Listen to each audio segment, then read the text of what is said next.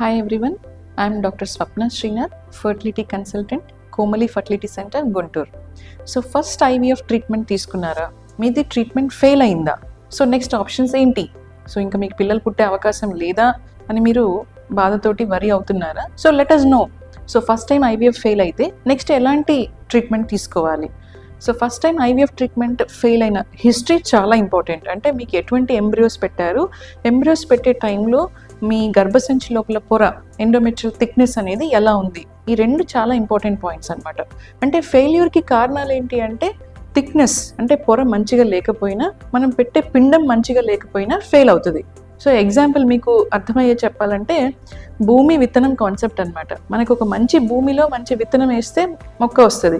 So ఎండిపోయిన భూమిలో తీసుకెళ్ళి ఒక విత్తనం పెడితే మొక్క రాదు కదా. సో అలాగే గర్భసంచి లోపల మంచి పొర ఉంటే, అంటే మంచి ఎండోమెట్రియల్ లైనింగ్ అంటారు దాన్ని, అది 8 mm నుంచి 9 mm థిక్నెస్ ఉంటే మనం పెట్టే ఎంబ్రియో మంచి విత్తనం అయితే ఖచ్చితంగా ఇంప్లాంట్ అవుతుంది, ప్రెగ్నెన్సీ వస్తుంది. సో ఇప్పుడు ప్రెగ్నెన్సీ ఫెయిల్ అయింది అంటే ఐవీఎఫ్ ట్రీట్మెంట్ తీసుకున్నారు ఫస్ట్ టైం కానీ ఫెయిల్ అయింది.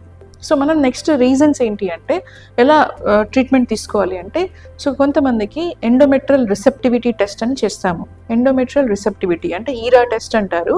ఇది ఏంటంటే గర్భసంచి లోపల పొరను తీసి మనము టెస్ట్కి పంపిస్తాం. సో ఈ టెస్ట్లో ఏం తెలుస్తుంది అంటే పిండము అతుక్కుంటుందా లేదా, ఎన్ని గంటలకి మనం పిండంని లోపల పెడితే అతుక్కుంటుంది, ప్రెగ్నెన్సీ నిలబడే అవకాశం ఉంటుందా అనేది తెలుస్తుంది.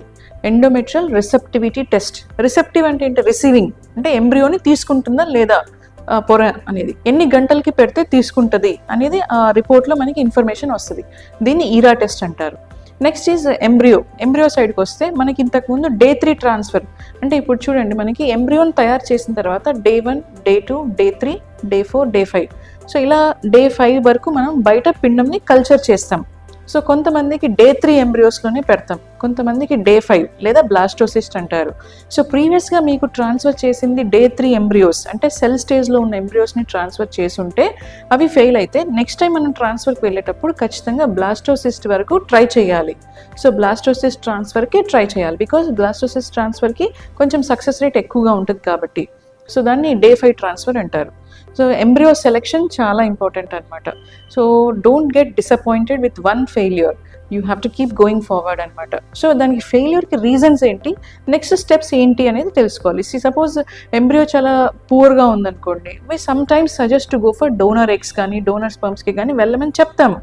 లేదా సపోజ్ ఎంబ్రియో క్వాలిటీ చాలా పూర్గా ఉందనుకోండి, పురుషులకి కొన్ని స్పెషల్ టెస్ట్ చేస్తాం, లైక్ DNA ఫ్రాగ్మెంటేషన్ టెస్ట్ అని, ఇట్లా కొన్ని అడ్వాన్స్డ్ టెస్ట్లు చేస్తాం.